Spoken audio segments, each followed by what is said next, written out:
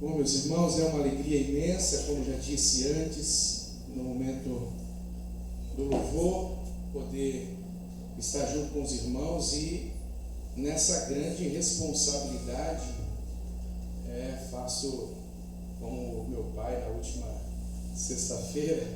Meu pai também foi aluno do pastor José Carlos e ele disse que quando está pregando, viu, o pastor José Carlos, ele sente o peso da responsabilidade, né? A referência realmente é muito boa. A referência é muito boa.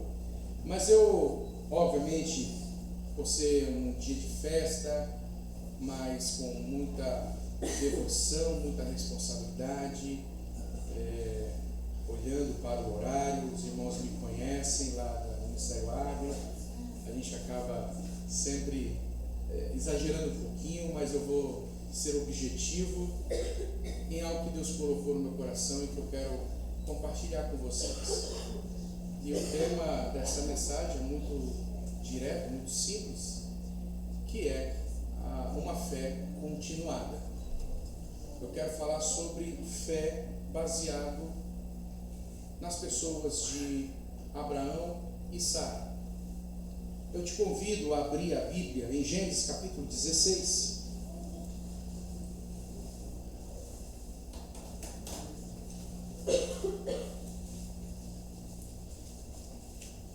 Na verdade, eu quero apenas compartilhar, conversar com você um pouquinho sobre esse texto, sobre aquilo que a gente ressalta um pouco e aprende. Nada do que eu creio que você já não conheça, mas que vai reforçar, que vai trazer à memória aquilo que você já tem vivido e aquilo que você tem aprendido. Gênesis capítulo 16, versículo 1 e o versículo 2, ele vai nos dizer o seguinte: ora, Sarai, mulher de Abrão, não lhe gerava filhos, e ele tinha uma serva egípcia, cujo nome era Agar. E disse Sarai a Abrão: eis que o Senhor me tem impedido de gerar. Entra, pois, a minha serva, porventura terei filhos dela. E ouviu Abrão a voz de Sarai. Amém? Amém. Esse texto do capítulo 16, por coincidência, também são 16 versículos.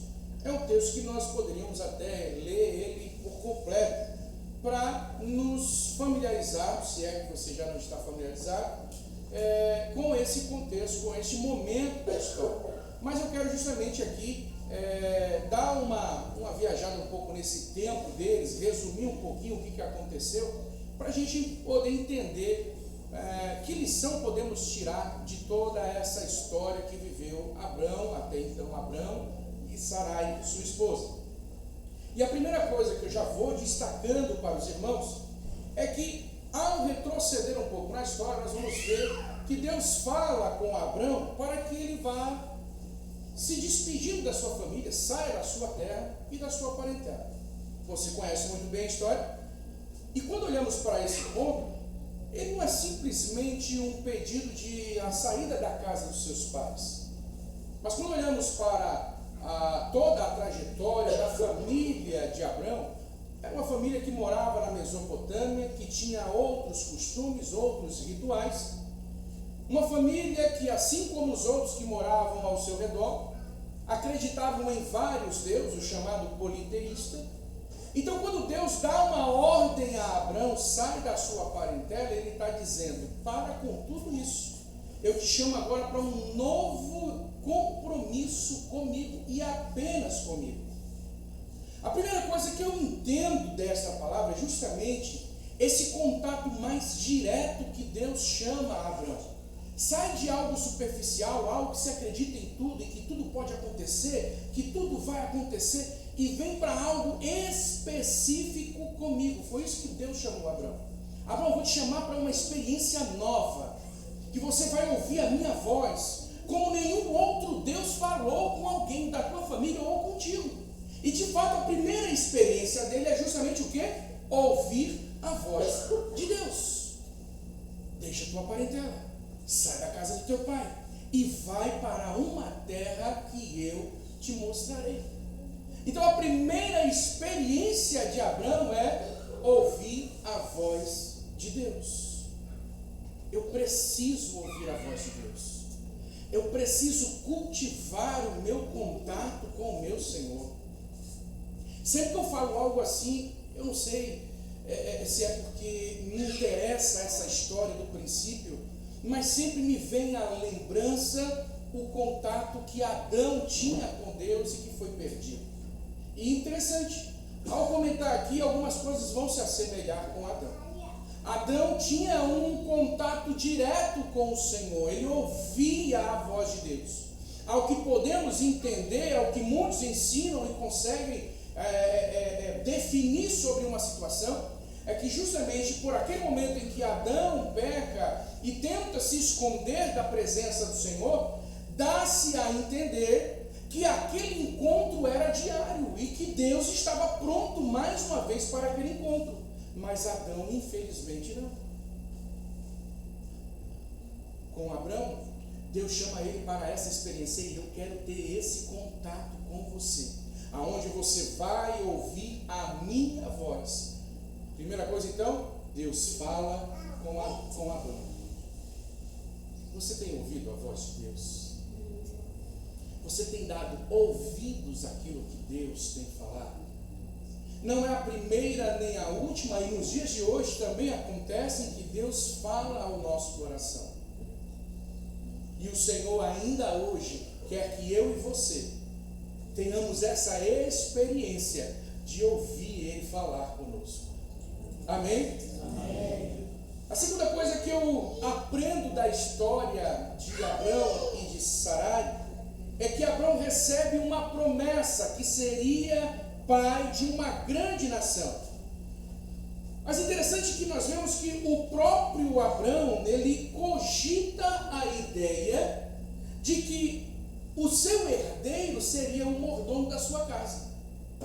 Aí, olhando alguma coisa aqui e ali, eu fui entender que esse pensamento de Abraão não era algo tão difícil, porque o pensamento de Abraão estava baseado em cultura da Mesopotâmia. Havia um código chamado Código de Hammurabi, que protegia a família e protegia a herdade. E quando um senhor de terras, um dono de propriedades, não tinha herdeiro, ele então, por adoção, escolhia o seu melhor trabalhador, seu melhor servo, colocava ele de maneira legal sobre as suas propriedades e ele então se tornava o seu herdeiro. Então Abrão, quando fala com Deus, ao ouvir essa promessa, porque Deus fala com Abrão e diz: olha, farei de ti uma grande nação. Abrão então vai e diz: como, Senhor, se eu não tenho filhos e o mais chegado a mim é o mordomo Eliezer? Então ele estava cogitando, dentro daqueles parâmetros da Mesopotâmia, o código de Hammurabi, aonde ele ia estabelecer alguém para assumir o lugar da herdade. Hábito de uma vida passada. Abrão estava andando com Deus, mas ainda tinha hábitos de uma vida passada. Por mais que estivesse escrito em qualquer tipo de código que pudesse existir, o que Deus queria dizer para Abrão é que não será através do mordomo, mas através de um filho que de ti será gerado. Deus estava mostrando para Abrão duas coisas agora. Primeiro, eu sou o único Deus. Segundo, eu sou o Deus que faz milagre. Deus estava chamando Abrão para uma experiência realmente nova. Como ainda hoje Ele chama a mim, chama você para uma experiência nova. Ele estava tirando Abrão das entranhas de uma cultura totalmente deturpada, para que ele pudesse entender que havia algo novo com este Deus tão maravilhoso. Então a primeira coisa é: sai da tua terra. Para quê? Para deixar todo esse politeísmo de lado. Deixa todos esses deuses, deixa todos esses rituais e escuta a voz do único Deus. Segundo, entenda que aos teus olhos pode parecer difícil, mas eu te darei um filho. Eu farei milagre. Nós servimos ao único Deus que faz milagre. Você crê nisso? Amém? Glória a Deus. Glória a Deus. Terceira coisa que eu entendo dessa mensagem é que ao caminhar por essa história chegamos agora a Sarai. E tanto Abrão quanto Sarai, além dos seus significados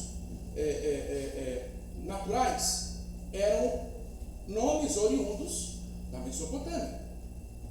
Muito bem.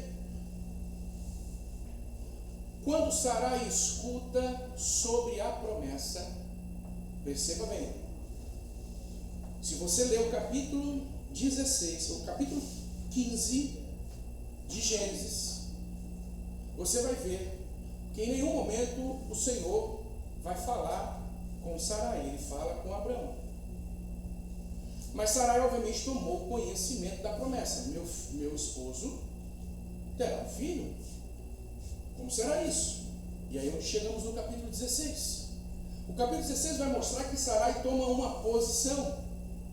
E essa posição, e aqui vem uma pergunta, ainda que seja retórica, você apenas reflita sobre ela. Será que Sarai, ela tomou uma atitude assim tão inesperada ou inapropriada quando ofereceu a sua serva ao seu marido? Para nós hoje é totalmente contrário. Mas também Sarai estava fazendo uso de uma política, de um ritual, de um costume da Mesopotâmia. Dentro desse código, ou entre outros escritos que havia naquele período patriarcal, se a mulher era estéril, ela então tomava uma escrava e oferecia ao seu marido para que lhe desse filhos. Era como se fosse uma barriga de aluguel nos dias de hoje, porém com algumas diferenças, né? Porque havia o contato. Mas naquela época era permitido. Então, o que Sarai fez quando... Eu não sei se você já teve esse espanto, mas eu lembro das primeiras vezes que eu li isso aqui, eu achava isso absurdo. Como que essa mulher vai oferecer uma mulher para o marido? Que mulher doida? Quer correr esse risco aí? Sem oferecer já é difícil, imagina oferecendo. Né? Agora vai se colocar nessa brecha aí, que conversa é essa, né? Mas eu fui então entendendo que na verdade era algo usual da época. O marido seria desonrado se ele não tivesse descendência. Então aquela escrava geraria um filho, mas o filho não seria dela, seria da patroa. Então Sarai se coloca nessa posição e observe que por causa dessa cultura que Abrão e Sarai ainda estavam vivendo, Deus não fez nenhuma repreensão. A atitude dela condizia com o mundo em que ela havia vivido até então.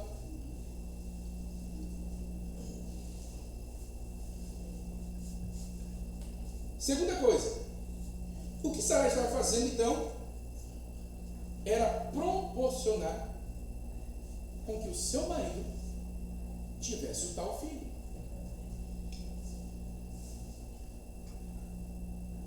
Sarai deve ter sido levada pelo pensamento de que Deus falou que Abraão ou Abrão ia gerar, mas não falou dela. Irmãos, tudo bem que Deus não citou o nome de Sarai, mas se Abrão estava casado e Deus estava falando que lhe daria um filho, subentende-se que seria da sua esposa. Mas Sarai, talvez por uma fé ainda imatura, talvez por causa de toda essa conduta que ela viveu, ela não teve fé suficiente para alcançar o pensamento que poderia sim ser dela, mas ela olhou para a sua limitação, para a sua esterilidade e disse: não é comigo, vou arrumar outro jeito. E eu começo a aprender algo, porque tudo que a palavra do Senhor nos diz nos ensina algo espiritual. Quantas vezes nós estamos a trabalhar para o Senhor e achamos que somos estéreis? Parece que não damos fruto, parece que não há resultado, parece que não há nada de novo, parece que não vemos resultados positivos. E logo pensamos em dar crédito a outro, a outrem, enfim, dizendo que outro é melhor, outro pode fazer, já tem fulano fazendo, já tem ciclano fazendo, já tem pessoas trabalhando, não preciso trabalhar porque eu não dou fruto, eu não consigo realizar, e cada vez mais vai se colocando atrás, porque acha que sempre o outro pode fazer melhor. O que eu começo a aprender com Sarai é que Deus estava também tratando o coração dela. Estava lapidando aos poucos, ele não foi direto. E olha como é engraçado quando Deus faz assim. Ele permite passarmos por processos, porque é através do processo que a gente aprende o milagre de Deus. Se o Senhor simplesmente estalar os dedos, a gente não vai dar crédito ao milagre que Ele está fazendo. Mas Ele permite que a gente passe pelo processo para entender que o que Ele fez foi para me moldar, foi para moldar você, foi para te ensinar, foi para te capacitar, foi para te melhorar. Sarai olhava, não tenho, sou estéril, então é melhor dar uma serva. Quando na verdade a vontade de Deus era, é com você, Sarai. Mas ela não estava entendendo ainda. Então, dentro desse código de Hammurabi, que eu acabei me prendendo um pouquinho e vendo algumas especificações sobre ele, que batia muito com esse texto, é que naquela época poderia a patroa eleger uma empregada, uma escrava, para que ela fosse uma esposa secundária, que era justamente aquela que ia gerar filhos. A quarta coisa que eu aprendo aqui são as consequências desta fé imatura. As reações tanto de Sarai quanto de Abraão. Eu estou propositalmente falando os nomes corretos dele para mostrar o momento da mudança. Tanto Sarai como Abraão, nós vemos agindo com atitudes que refletiam o lugar onde eles viveram, a Mesopotâmia. Eles ainda olhavam através daqueles métodos. Irmãos, eu tenho certeza que aqui há crentes de longa data, há crentes que já foram totalmente, ou por que não dizer todos, foram totalmente transformados. Mas a gente ainda encontra na nossa caminhada pessoas que andam com Cristo e ao mesmo tempo querem andar como andavam no passado. Pessoas que andam com Cristo e querem dar passos como era sem Cristo. Consegue entender o que eu estou falando, amém? Amém. Eles estavam agindo ali da mesma forma que agia na casa dos seus pais. E o que Deus queria? Queria que eles vivessem por fé. Deus quer que eu e você vivamos por fé. Não é por métodos humanos, não é por aquilo que eu aprendi quando criança. Não tem aquelas frases que costumamos ouvir? Não, aprendi desde criança assim, vou morrer assim. Né? Quantas vezes ouvi frases dessa natureza que até bloqueavam a gente de falar de Jesus a respeito disso? Porque a pessoa já colocava uma barreira, não, aprendi assim, vai ser assim que eu vou pro resto da minha vida. E Deus está querendo trazer novidade de vida para nós. Ele quer que você viva por fé. Amém? Amém. Sarai, então, ela entrega Agar a Abrão. Agora, olha que interessante. Abrão não recusa. Eu não sei se eu chamo ele de esperto ou de burro. Perdoe a expressão. Mas é aí onde eu começo a lembrar de algumas coisas semelhantes. Porque lá atrás também teve uma mulher que ofereceu algo e o marido não rejeitou. Vocês estão lembrando?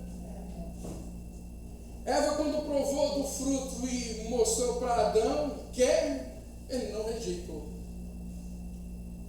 Abraão, quando Sarai veio com a ideia maluca, ainda que tenha encontrado em algum código e disse, olha, gera através dela. Ele não recusou. Foi ele que ouviu a voz de Deus, assim como Adão ouviu a voz de Deus. Foi ele que ouviu a promessa, e se ele ouviu a promessa, ele tinha que dedicar a sua fé totalmente a Deus, assim como Adão lá no início deveria também ter sido dedicado ao Senhor. Mas assim como Adão, ouvindo a voz de Deus, ei, tu tens liberdade, irmão, a liberdade de Deus é uma liberdade controlada. É pai que cuida do filho, você vai estar ali, mas não sai da minha vista. Posso correr, pai? Pode correr à vontade, mas não sai da minha vista. É uma vontade que não pode ir para muito longe. Deus falou para Adão, tu tem liberdade, esse jardim todo é teu, mas não come desta árvore que eu estou te falando, do conhecimento. Não, dessa você não pode comer. Ele simplesmente tinha que obedecer. Deus falou com Abraão, vou te dar um filho, e não é um mordomo Eliezer, eu vou fazer você gerar. Ele era casado, o que ele tinha que fazer? Só pode ser da minha esposa. Mas não, tá bom, eu aceito. Esperto ou outra coisa? O fato é que Abraão entrou nessa história. E depois de ter acontecido, Sarai agora percebe que Agar, estando grávida, já começa a rejeitar Sarai. E ela agora olha de maneira superior. Eu gerei, você não. Aí Sarai vai correndo para Abraão, parecendo aquelas criancinhas reclamando na escola quando um briga com o outro. Professora, tia, brigou comigo. E ela foi lá e disse, aí olha só o que ela, parece também semelhante à história. Ela veio para Abraão e disse, responsabilidade tua. Responsabilidade tua. Parece Eva quando o Senhor perguntou, o que aconteceu? Não foi a da mulher? Não foi a mulher, não foi a serpente, e cada um empurrava para alguém. Sara reclama com Abraão. Abraão diz, ela continua sendo sua serva. Faz dela o que você quiser. Sarai começa a oprimir Agar. Agar tenta fugir. Deus fala com Agar e diz, ei, é mais ou menos assim, ó, mal está feito, mas eu vou colocar as coisas no seu devido lugar. Agar, volta e humilha-te. O caminho da humilhação sempre nos levará a uma vida de vitória. Nunca, a Bíblia diz, nunca o exaltado sairá feliz, nunca o exaltado será vitorioso. Mas o caminho da humilhação nos levará à vitória. Deus fala com Agar, ei, você é serva, você tem que voltar lá e se colocar à disposição dela. E ao meu filho, vou cuidar do teu filho, ele não ficará desamparado. Agar obedece a uma voz de um Deus que era o Deus do seu Senhor, mas ela obedece e volta. E quanto a Sarai, Sarai agora vai passar por uma nova experiência.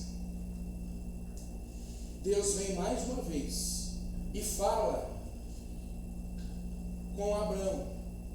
E nós vamos ver a quinta coisa, a quinta lição, as evidências de uma mudança.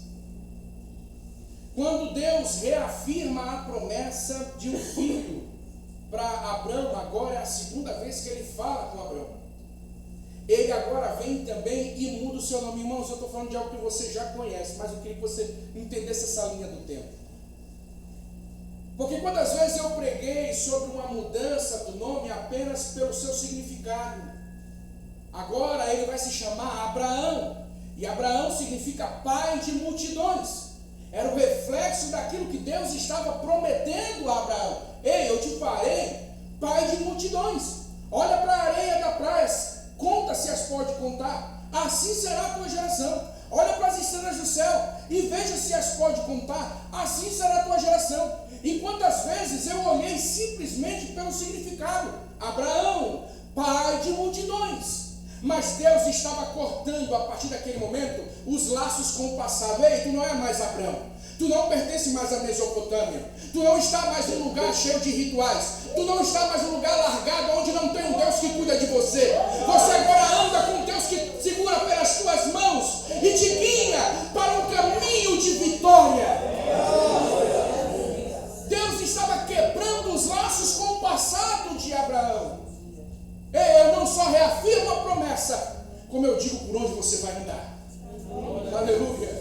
Eu não só reafirmo a promessa, como eu vou contigo nessa jornada. Aleluia. Eu não só reafirmo a promessa, como eu vou mostrar um milagre acontecendo na sua vida. Era o segundo momento que Deus estava falando sobre a promessa com Abraão. E agora o nome muda. Porque mudou a personalidade, a característica, a vivência, a proximidade de Abraão com o seu Deus. O que o Senhor quer de mim e de você?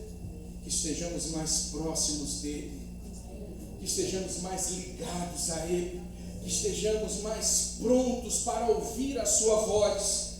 Deus agora é específico.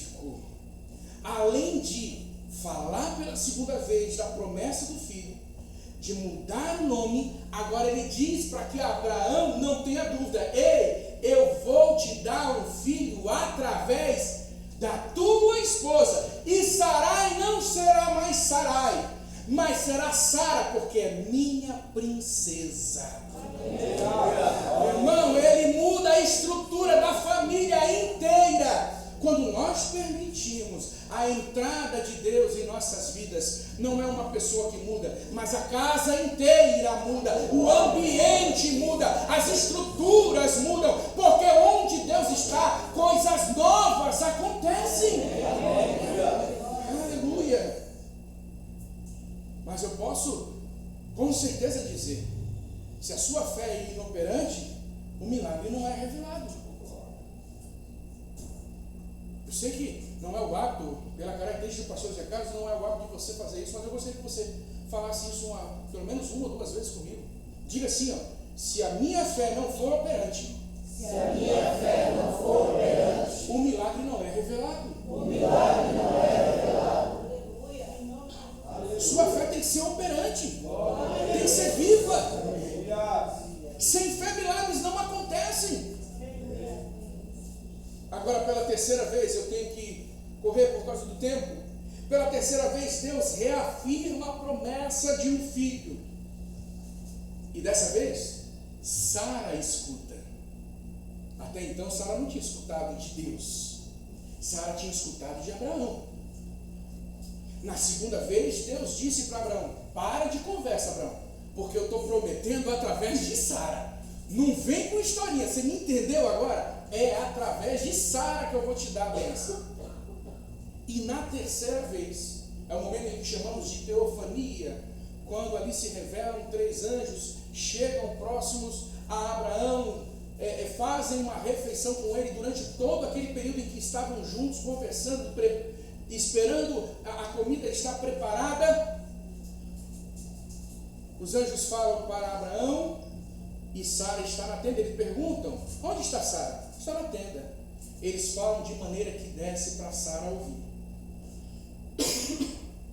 E quando eles falam pela terceira vez, Sara escuta a respeito da promessa: vou fazer vocês gerarem um filho. Aí você conhece. Lá na tenda, Sara ouviu. E o que aconteceu com Sara? Riu. Sara riu. Ela pensou em tudo aquilo. Como pode eu, uma senhora de 90 anos, voltar a ter os deleites de uma jovem casada? Agora, se você voltar um pouco, no capítulo 17, versículo 17, a reação de Abraão foi a mesma. Olha só, versículo 17 do capítulo 17 vai dizer assim, ó: então caiu Abraão, essa aqui foi a segunda vez, sobre o seu rosto e riu-se. Abraão também riu. Aí quando Deus fala para ele: ei, eu vou te dar um filho, Você vai gerar e você vai colocar o nome dele de Isaac, que significa o quê? Riso. Abraão riu, Sara riu, mas no primeiro momento em que eles riram de dúvida. Será? Por causa do riso, coloca o nome dele, Isaac. Vocês vão lembrar pro resto da sua vida que eu transformo o riso de dúvida em riso de alegria. Deus é aquele que tira toda a dúvida do coração para demonstrar que Ele tem nas mãos todo o poder. Não há nada que Ele não possa fazer. Não há nada que Ele não possa realizar.